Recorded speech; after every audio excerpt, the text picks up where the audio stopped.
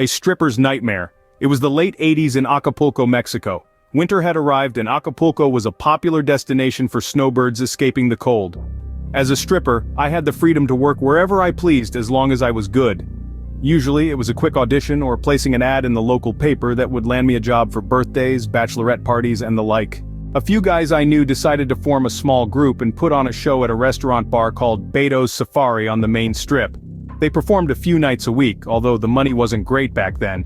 But the real perk of the job was the girls. Young and a little crazy, they would come down to Acapulco for their Christmas vacation, frequent the bars and nightclubs and have a few drinks. One night after finishing the show, the guys would change in the dressing room and then head back up to the bar to pick up a girl for the night. On this particular night, there was a couple in the crowd. It wasn't uncommon to see the occasional odd couple, so it didn't raise any suspicions. Little did the guys know, the attractive lady from the crowd had slipped away from her husband. She probably told him she was going to the ladies' restroom, but she had other intentions. She went straight to the dressing room. Yes, you guessed it.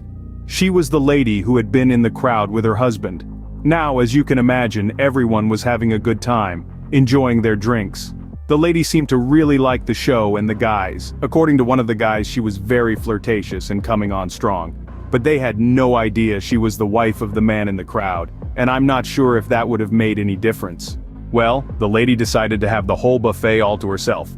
In all my years as a stripper, I had only heard of something like this happening a couple of times, and it was never a big deal. Everyone was usually pretty happy at the end, and that was that. But this time, it was different. After finishing the buffet, the lady was walking back to the bar when she ran into her frantic husband. He had been searching for her. She knew she was in trouble, so she got scared. Turns out he was a federal agent.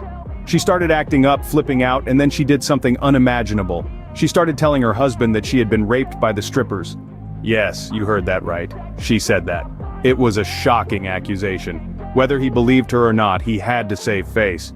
He made a call to the local authorities. Now this was an American tourist and a federal agent.